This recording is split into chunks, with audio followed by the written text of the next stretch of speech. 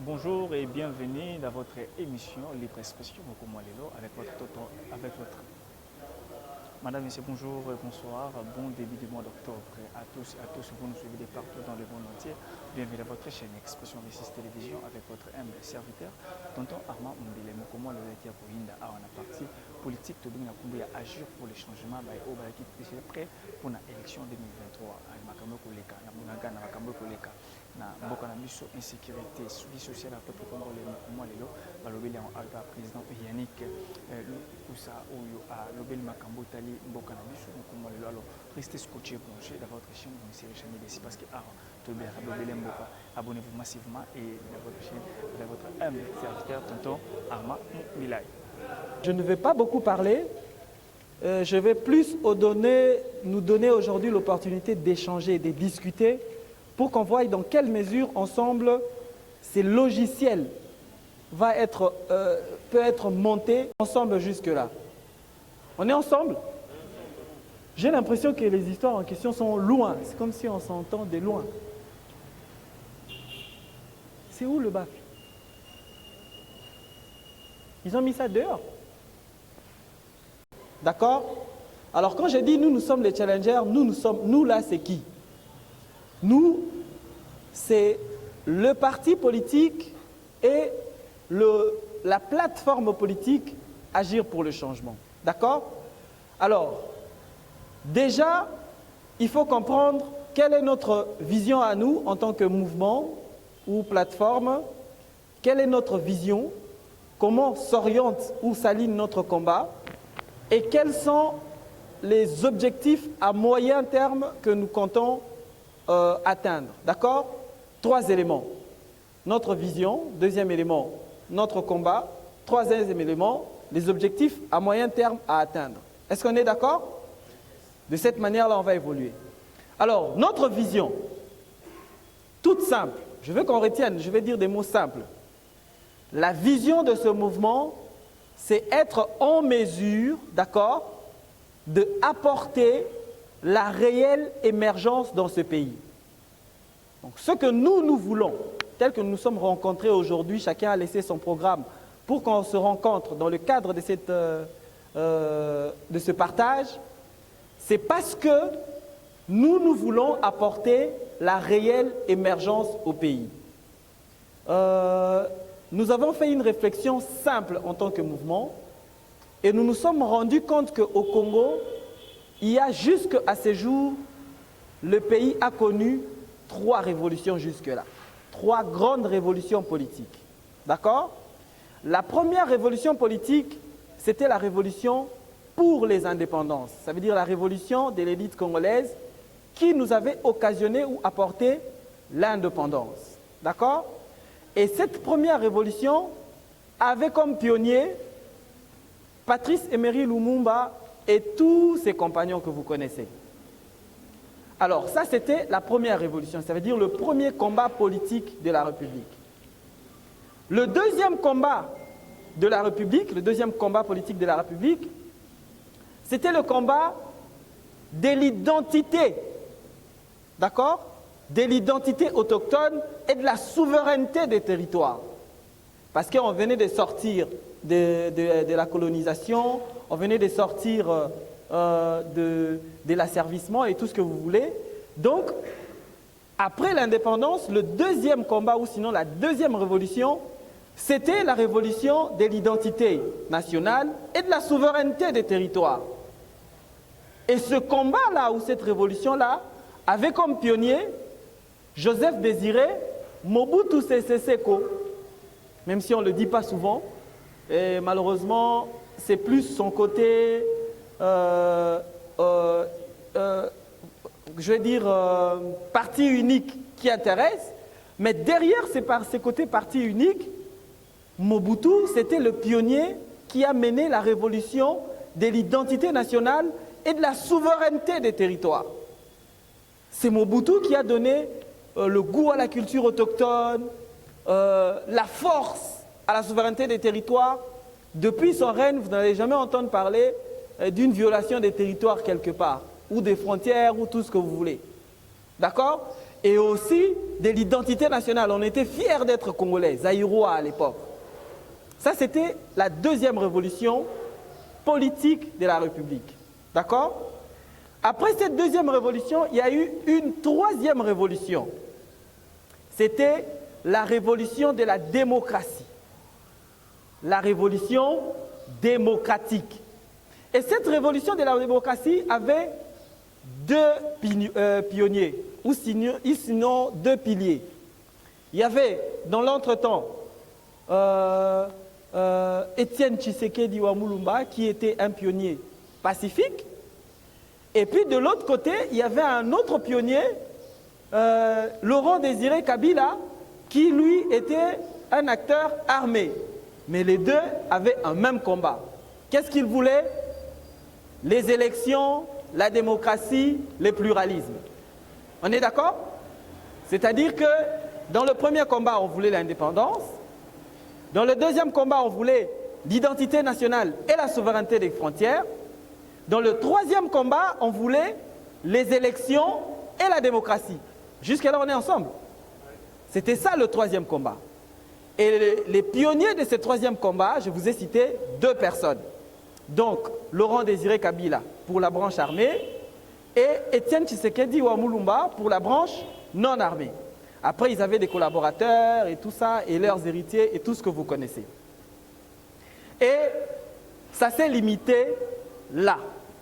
Maintenant, aujourd'hui, nous avons besoin d'une quatrième révolution. Et c'est la révolution que le Congo n'a pas encore connue.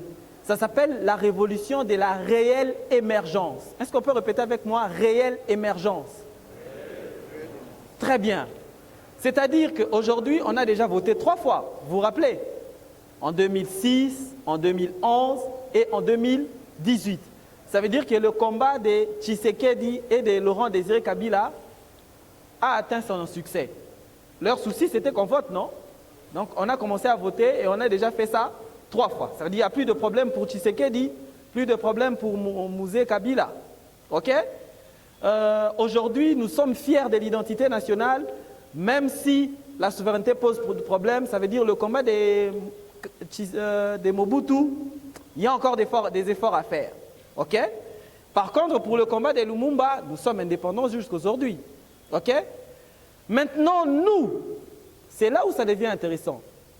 Nous sommes les pionniers pour cette quatrième révolution. Ça veut dire que la révolution de la réelle émergence.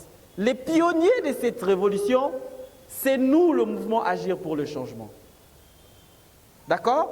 Ça veut dire à la tête des gens qui se sont dit, voilà, nous devons lancer une révolution, mais cette fois-là, cette révolution aura pour objet ou pour but d'apporter la réelle émergence au pays. Parce que nous pouvons voter aujourd'hui, nous sommes indépendants, nous apprécions la souveraineté, mais est-ce que nous sommes épanouis économiquement?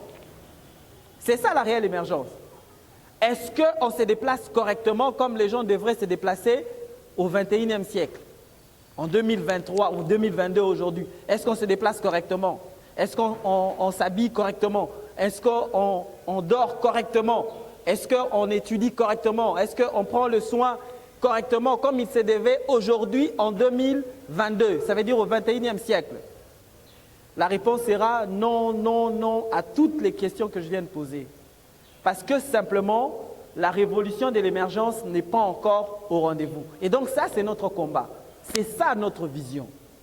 La vision de notre mouvement, c'est être en mesure de nous battre, même au prix de notre vie, pour nous, pour nos enfants, pour apporter la réelle émergence. Et si on fait bien, c'est à quoi nous sommes appelés, les autres étudiants vont parler de notre combat et de nos noms, comme nous avons parlé des Mobutu, des Lumumba et de Kabila, Kabila Mouzé. D'accord? Donc c'est un devoir que nous devons nous assigner, nous tous. L'entrepreneuriat concerne tous les secteurs. On peut entreprendre dans l'agriculture, dans l'éducation, dans la santé, dans la recherche, dans l'intelligence artificielle, dans l'énergie, dans n'importe quel secteur. il y a susceptibilité d'entreprendre dans tous les secteurs de la vie. Et donc nous allons faire de l'entrepreneuriat un pilier de la politique publique de la République pour réussir à atteindre cet objectif-là. Donc ça, c'était les grandes lignes sur ce qui concerne notre vision et notre objectif à moyen terme. Alors, ce que nous pouvons retenir de cette rencontre, c'est ça? Alors, c'est une réunion technique, c'est une réunion opérationnelle, bien entendu, mais c'est une rencontre technique du parti avec les différents responsables du parti et également avec les candidats et suppléants aux prochaines élections. Vous savez que nous sommes aujourd'hui, le 2 août, à exactement 13 mois avant la convocation du scrutin qui est prévue pour le 26 octobre 2023. Donc nous sommes exactement à 13 mois avant ces délais-là. Et c'est très important pour nous de pouvoir être en phase avec ces processus-là, surtout sur le plan technique avec nos différents acteurs, leaders et candidats, de manière à ce qu'on puisse cheminer et évoluer en harmonie avec ce processus pour espérer avoir un succès attendu par rapport aux prochaines élections. Donc c'est plus une rencontre technique qui nous permet de nous mettre en phase sur le plan technique et opérationnel par rapport au processus électoral et aux résultats que nous attendons pour les prochaines élections. Quels sont les objectifs d'Agir en ce qui concerne les élections qui dépendent déjà? Ben, les objectifs, c'est gagner les élections, agir pour le changement, travailler pour avoir un groupe parlementaire, agir pour le changement au niveau des assemblées, commençant par l'Assemblée nationale jusqu'aux assemblées provinciales. Donc, agir pour le changement a comme objectif à court terme gagner les élections. Et donc, l'objectif maîtresse, c'est celle-là. L'objectif de base, c'est celui-là. Et il y a aussi, je vais dire, les objectifs opérationnels en termes de stratégie et mise en œuvre pour arriver à ces succès. Et donc, nous discutons de toutes ces questions autour de ces rencontres. Agir est un parti politique, mais de quelle tendance? En fait, c'est aberrant de poser cette question à chaque fois parce qu'en fait, déjà, c'est une question qui n'a pas de soubassement technique propre. Un parti ne peut pas être créé pour avoir une tendance. Un parti est créé pour avoir une idéologie. Et l'idéologie du parti Agir pour le changement, c'est un parti du centre, donc un parti libéral.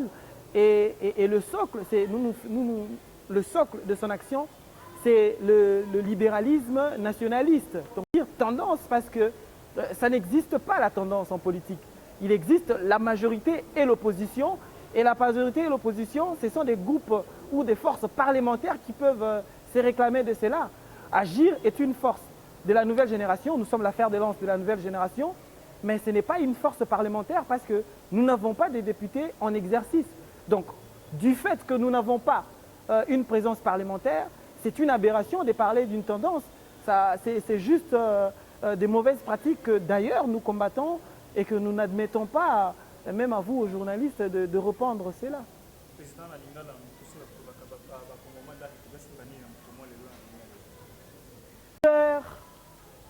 Candidat, responsable de structures différentes et à partir agir pour nous recevoir ni mécanique ya mabongisi élection et rotambola na kati ya parti agir parce que agir pour le changement azana makanisi pe bitumba ya kokota na assemblée nationale na 2023 et abandaki déjà komi bongisa correctement de manière à ce que succès na projet wana ezala munene. Donc ba rencontre haute aux ali na yango ezo e bandi na Kinshasa mais kotambola comme ça na ba province nyonso. Question de réfléchir et partager avec les différents leaders, cadres et responsables des structures y a parti, de manière à ce que nous installer des mécaniques différentes pour gagner l'élection en 2023 dans l'Assemblée nationale et dans l'Assemblée provinciale.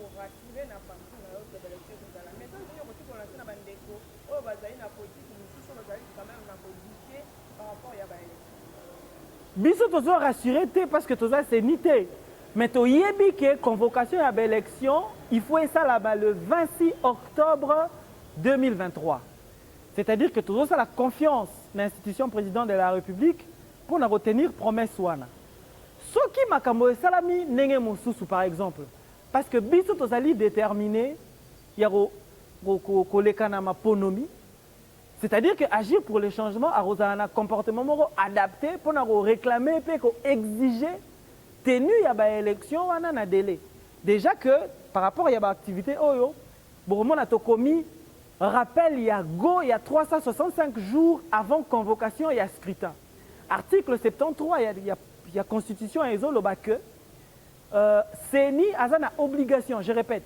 CENI a une obligation. Il y a qu'à convoquer, ça veut dire qu'au benga électorat, d'accord? Na date, 3 mois avant expiration et un mandat et un chef de l'État. C'est-à-dire 3 mois avant expiration et un mandat actuel et qu'au tombé, Mokolo, il y a le 26 octobre 2023. Donc, le 26 octobre 2022, Oyo, et vous avez la date butoir pour marquer une année exacte ya mokolo wana. Et donc, biso agir pour le changement, toko ça la promotion, toko encourager CENI, na ba mécanique nyonso se mettre en place pour que ba respecter délai wana et puis ba convoquer scrutin le 26 octobre 2023. Et ne yango kaka tolingi, toboyi komiti ya makanisi mabe, toboyi ko kota na makanisi ya mabe. Nous faisons confiance à cette disposition-là et nous travaillons pour promouvoir la disposition.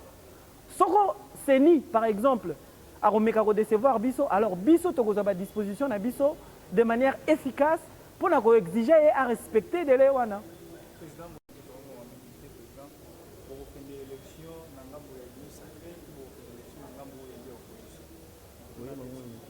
Déjà, que question est des aberrations.